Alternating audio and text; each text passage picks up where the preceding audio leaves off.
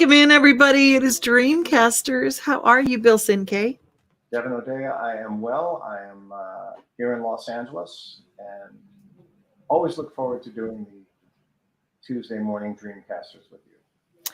Well, I am too. And a shout out. I know Elizabeth sets her phone alarms and it alerts her. She says, I know when Dreamcasters is coming on. And I know that Sean is probably watching, and Sarah Beth, and there are several people. And we're about to have a feature where we're able to broadcast live on Bill's pages too, not just to share, but a live streaming on your pages. We're going to work that out. Yeah, we should probably have like a behind the scenes episode of me trying to get the technology down. Because when you talk about a dream, my dream is to learn how to use technology. Or I guess a sub-chapter of that dream would be, let's just go back to pencil and paper and horse and buggy. Technology, it doesn't like me and I don't like it. So if the time comes, I'm going to say when the time comes, I'm going to be positive. Yep. When the time comes that I'm broadcasting this on my Facebook page, we will know that this was a David and Goliath situation where I have mastered the technology. We're going to do a test. I think we're going to practice. We'll do a practice run. Mm-hmm. And then it's like, oh, by the way, you can watch every Monday, every Tuesday, and whatever. We'll tell everybody when they can watch. And I bet we'll be able to do this next time. I will caution the audience, if we're involving technology in my life, just watch your fingers and your toes, because it's going to be dangerous. No worries. Well, I know that you have never dealt with this in your life. Discouragement. Well, I won't say never. I tell you what, last week was about as discouraging as I could ever experience. It just, those times when you go, I'm trying my best, and it's like you do 25 things right and someone finds the one thing you do wrong, or one thing that is not up to their standard of whatever. And they seem to pick on you. That was my week last week. That was my week. And I just have those times like that. And I have to figure out in those moments how to pick myself up by my own bootstraps. And that's what this show is about, is how to be your own encourager. Right. So you have now set the table. Do you want to take the first shot? Honest to goodness, I'm hoping that the thing that many people don't know about Bill is the most encouraging human being I've ever met in my life. He encourages. He's free with his compliments. He lifts you up, and that's kind of your nature. But I wonder how you do that for you. So thank you for the kind words. And there is no implication whatsoever that I do this so successfully for myself either. I will say this. The idea of being a successful human being, not a successful entrepreneur, not a successful businessman, but a successful human being, meaning I'm walking through life and I'm happy and I'm content. Mm-hmm. I'm doing what I want to do. That does not exist in the absence of disappointment or in the absence of rejection. It's absolutely very much in the presence of rejection, failure, if you want to call it that. I think what I'm trying to say is, when you're talking about lifting up yourself, right, and having to fall back on yourself because there's nobody else there to put a pillow under your head, you do have to feel the moments of rejection and depression, hopefully not clinical depression, but where you're down, where you're feeling a little beaten. You have to feel that. It's how you manage the severity of it. It's how you manage the length of time. Elizabeth's giving you some encouragement now. You can, Bill.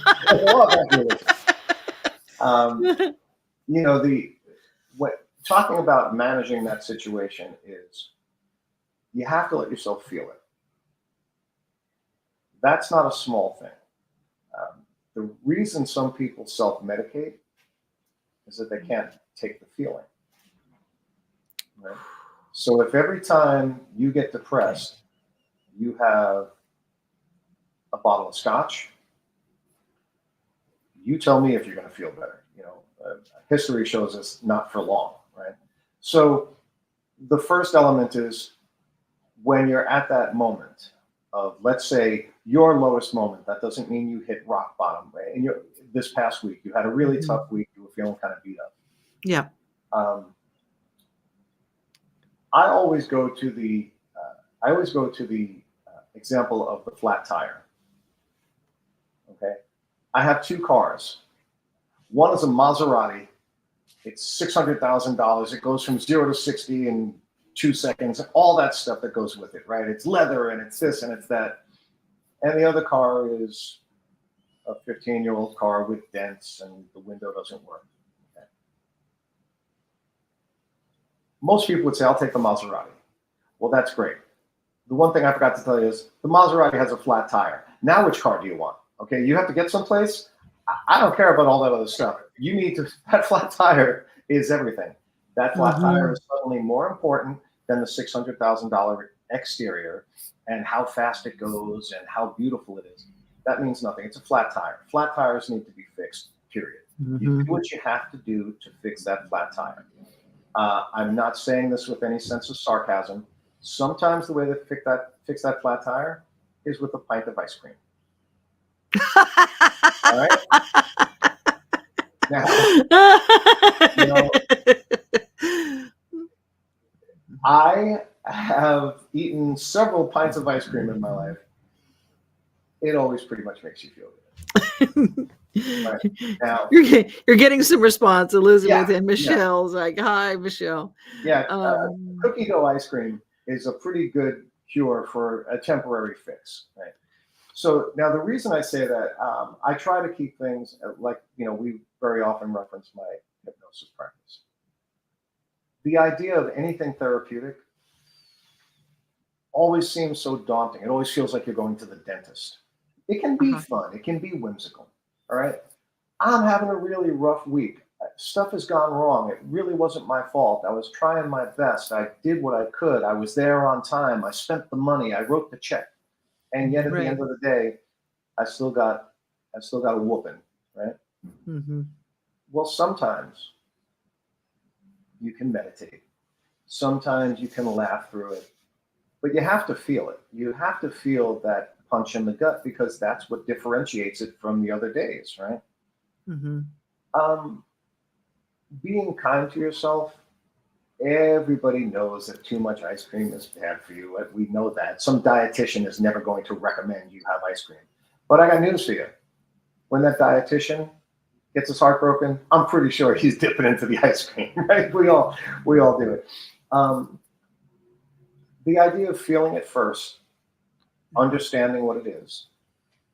And then the secondary thing is, I know long term, there are certain steps I'm going to have to take emotionally, spiritually, psychologically, physically, maybe monetarily, right? I have to get that second job, even though I don't want to. I need the money. Got it. But for the moment,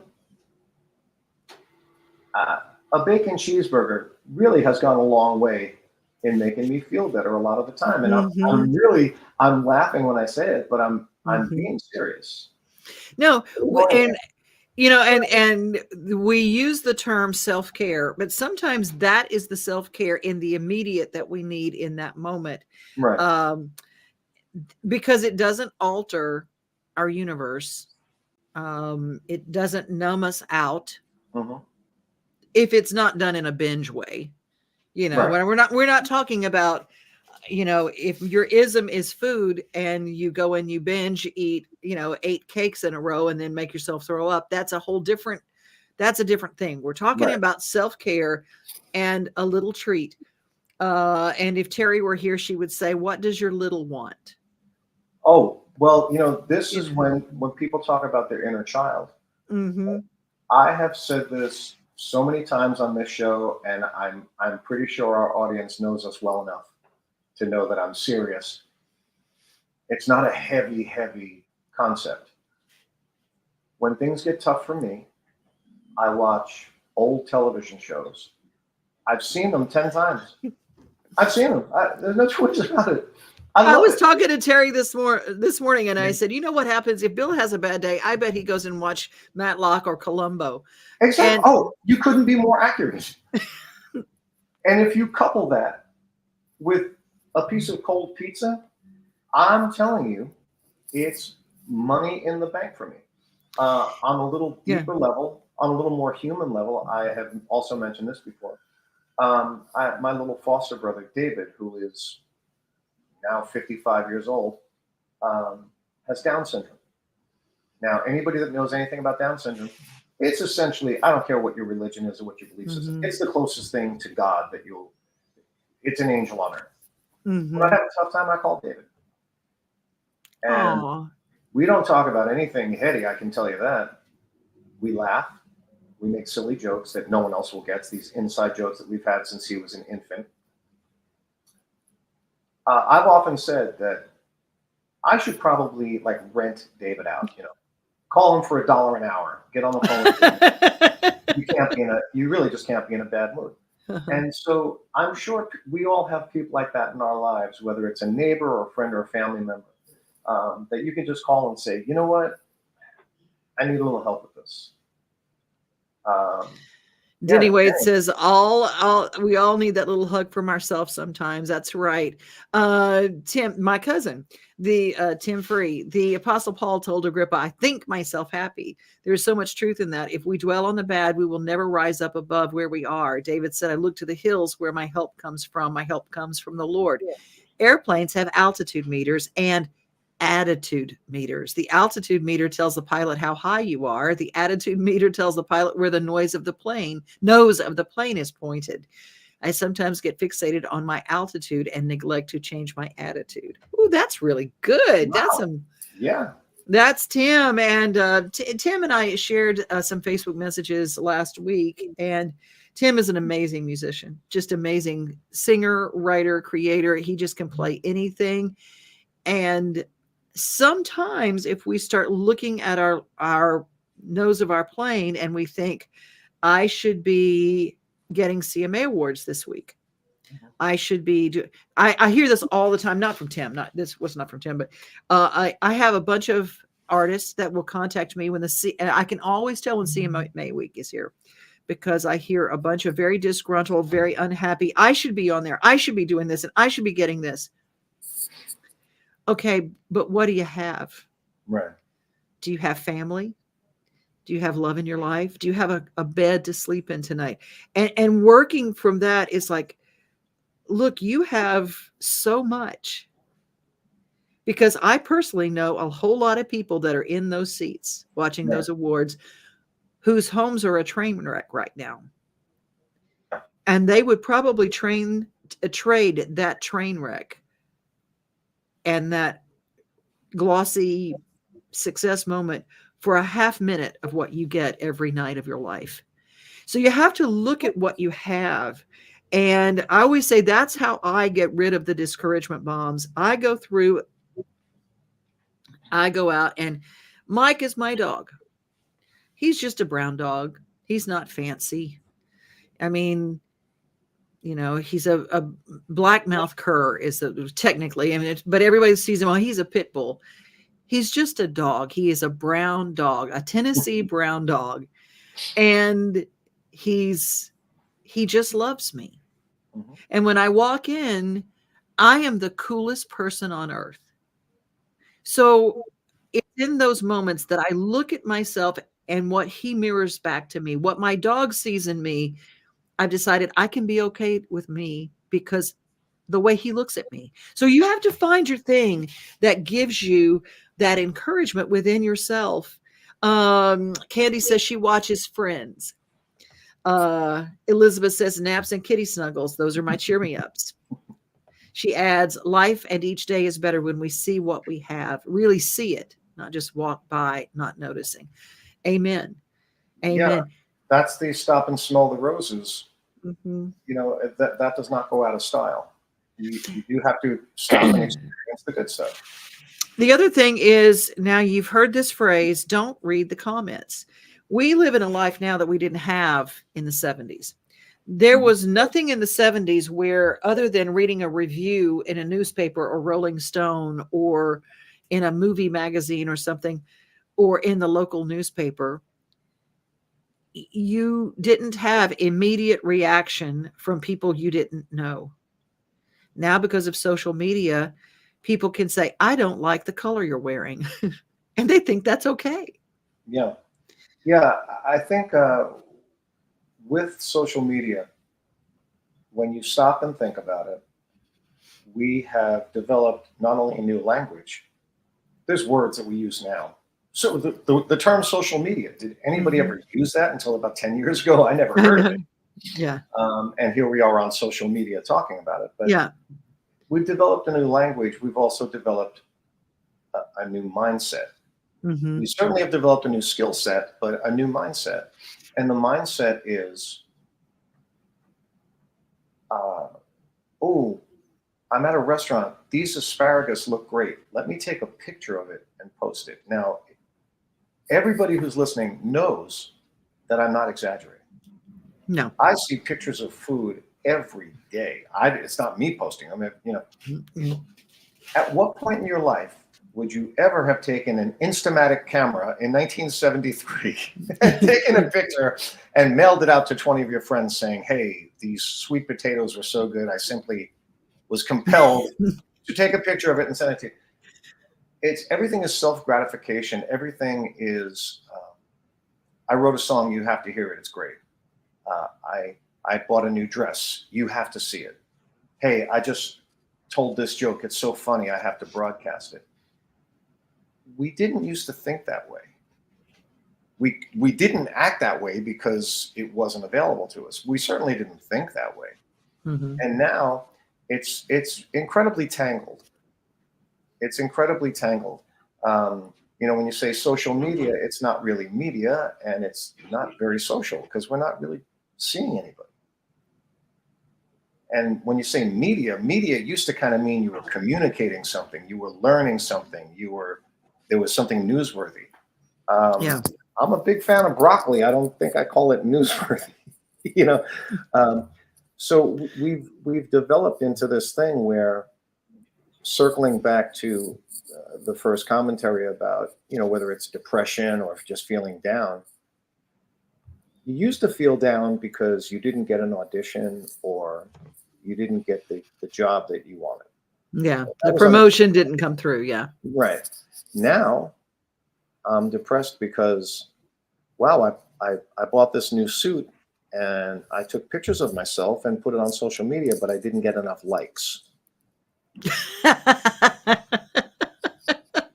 So what we're calling depression right now, I think there's a lot of people who I'm 65. There are a lot of people my age looking at that saying, look, with all due respect, kids, let's kind of take a look at ourselves here. That's not what we call depression. That's not Mhm. PTSD because my friends didn't like the poetry that I put on yesterday. Um, Right. so we do have this whole new mindset, which feeds into both the positive and the negative. I guess that's enough to keep you afloat if it's good news, and it's enough to crush you when it's bad news. And it really probably shouldn't be either. I will tell you, I had an interview with a big, big star. Is a big, big star to me, but is also a friend of mine. And because we've grown up together, Well, you have a I've lot of those, to yeah, be honest. but they You have weren't more of those than famous most when I people. when I knew them. They were, Yeah. broke and struggling too. So I'm okay. Anyway, it was this big thing, and I was on, and it was a national thing, and it had a lot of people responding, and I mean, literally hundreds of thousands of people watched this broadcast. And I was going through, and everybody was being so nice and saying such nice things. It's like, oh, I was feeling pretty good about myself. And then I read this line. It says, what in the hell happened to Devon O'Day? Wow. Yeah. And I just went, ooh, my little bubble just go beep. And then I got really tickled because first of all, I went to this person's page because you can go to their pages, Mhm. and I didn't know what he was before, but what he was currently was not, he was certainly not going to be doing the fireman's calendar. And then, then I started firing off this thing and I went, what am I doing? I went, well, goodness gracious, I'm almost 60 years old and I'm still blah, blah, blah. And I went on this whole rant. And then I stopped midstream and I went delete, delete. I went back and I went, wow, it's okay. Mhm. Sometimes if you do read a comment like that, sometimes you just have to, whether it's verbally in your car, whether it is writing it down. I don't mean you've got to send this person something. Don't get Right. into a rant fest with somebody you don't know on Facebook or whatever. But write down what you want to say, because in that you will be encouraging yourself. And what I mean by that, put in, but I've accomplished this. Mhm. I've done this and I'm okay. And doggone it, people like me. There's something to the physicality of writing an encouragement to yourself that really does lift you out of that place and to go, wait a minute, this person doesn't know that, I found homes for over 1,000 animals in my lifetime. He doesn't know that every Christmas, blah, blah, blah. And he doesn't know. You have to know it for yourself. Yeah, I think we all are guilty of a couple of things. Just it's human nature, right? Mm-hmm. The idea, everybody's familiar with the term, you are your own worst enemy. Yep. Right? Now, does anybody ever say you are your own best therapist? Nobody says that. I say it, and I probably shouldn't say it because it might be, I might be, uh, losing work on this one. But when I tell you, as a hypnotist, as a hypnotherapist, hey, maybe you don't need me after all. But the idea of being your worst enemy, we've certainly all fallen into that. You can Oh, be, but you can be your absolutely. best therapist, right? You can be your best therapist. You can be the one Mm-hmm. that writes it down and says, hey, wait a minute, I'm taking stock of myself. This is kind of what we talked about a couple of weeks ago, right? The idea of doing the soul inquiry, where what do I really want to do? What am I really doing? What do I have to feel good about? Taking inventory and just saying, there's a big difference between what I'm doing and why I'm doing it and what someone else thinks I'm doing. Huge difference. We all know the difference. Yeah. And sometimes we need to remind ourselves. And that's what I mean when I say you can be your own worst enemy, but you can turn that around and use the same energy and be your own best therapist, which would help you get some clarity. It would help you get centered. It would help you in pursuing your dreams, whatever it is. Elizabeth says social media will never keep me afloat. My friends and my relationships with them do that for me. I love that. And of course, she also adds, well, I did take pictures of Gordon Ramsay's beef Wellington before I ate it. Had to capture the feeling we had.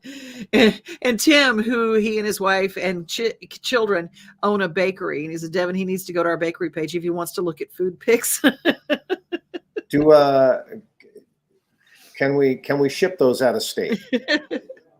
If he has a bakery, I'll look into that immediately. He did ship me a king cake, and he said, Renee, his beautiful wife, said, don't you ever tell people we're going to ship things out because we're too busy here.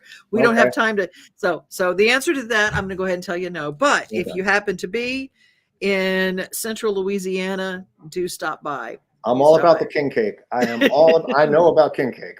Yeah, you do. Yeah. Oh, I certainly do.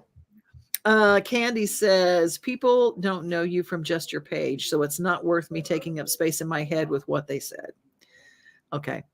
This is true. Well, that's great advice if you can follow it. Obviously we have going on 2 generations of people who have trouble following that advice. And that might be one of the reasons that we have a show like this, because, it shouldn't take up that much space in your head or in your heart. but it does. It does. Joy says, I agree with Elizabeth. I'm so thankful for all my friends and family. This is true. Oh, by the way, Joyce, that fudge that you sent, oh my Lordy, it was so, so good. She sent a little Christmas gift and it was fantastic. I want to bring up and tie this into what Bill does, because I know several people in the entertainment industry that have read their comments, and what it has done, it has stopped their ability to do their God-given gift. They can no longer sing, entertain. If you're a golfer, it's like catching the yips. You get in your own head, and then all of a sudden you can no longer hit the note.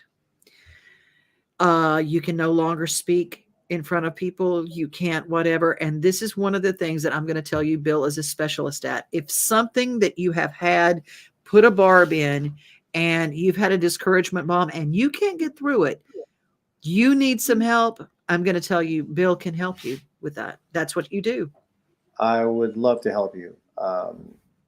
It's not always as complicated as you think. And a lot of people in those circumstances, particularly entertainers, who it's a very fragile ego, right? On one hand, they have 20,000 people clapping for them and they have people buying their records. And on the other hand, they're looking over their shoulder saying, am I good enough? Can I keep doing this? Will I still sell tickets tomorrow night? Right? So it can sound very complicated and convoluted.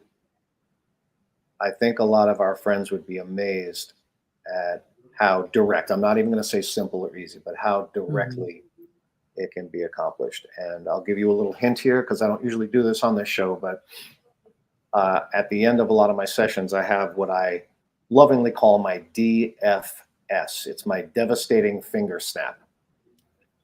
I never miss. The idea is to implant the idea or the word in your head so that 2 weeks after I see you, you still have that word and that concept. And I don't know how well it's going to come out on this, but what I do is I'll say, I'm counting to 1, 2, and 3, and I do that. And I've had people tell me, I didn't think I was asleep and I didn't think I was hypnotized, but when I snapped my fingers, it sounded like a cannon went off, because it just opened them up. So anybody who's struggling with that, by all means, give me a call. I would love to talk to you. Well, that is BillCinqueHypnotist.com, or the same website, an easier way to get there, bchypno.com.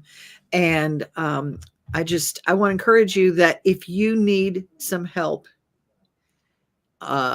getting through something, it might be a word from your parent that is no longer taking air on this planet, that is still in your head, and you cannot get past that.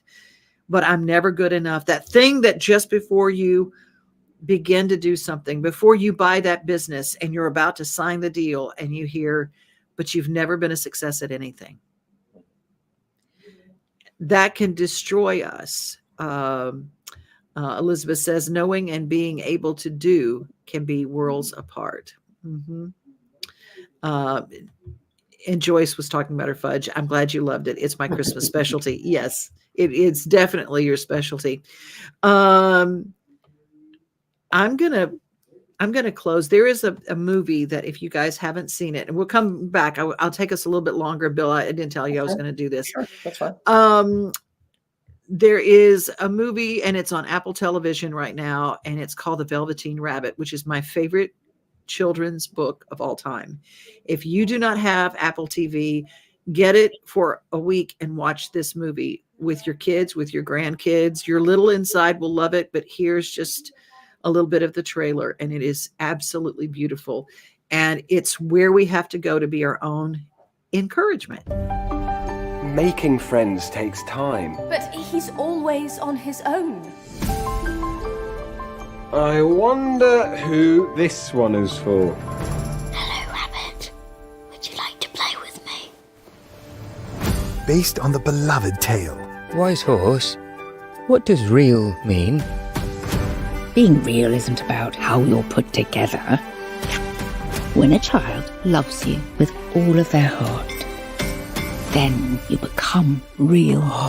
This holiday season, the magic of friendship comes to life. I'd like to become real one day. If the boy loves you, then you will. When children love you, they do it with all of their hearts. Leave me behind. Never! If there is a more beautiful feeling, I do not know it. The Velveteen Rabbit.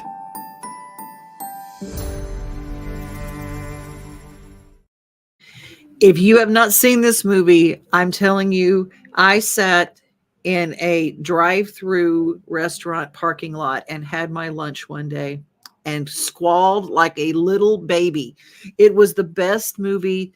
It was absolutely precious, and it will speak to all your littles, and it will help you understand the discouragement bombs that come your way, whether it's big kids, little kids, whatever. If you look at yourself and you judge yourself by everybody else's thoughts, you see all the different ways that people can put in barbs in this movie. But truth is truth.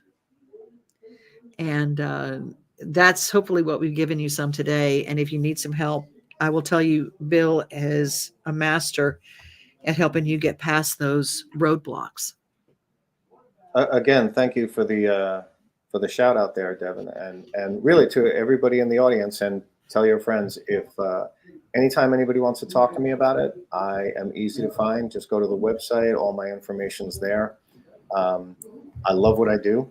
I truly love what I do. So don't ever look at it as, don't ever come at it from a viewpoint of shame or an imposition to me. It's none of that. It's just looking for a little help, and I'm happy to be there.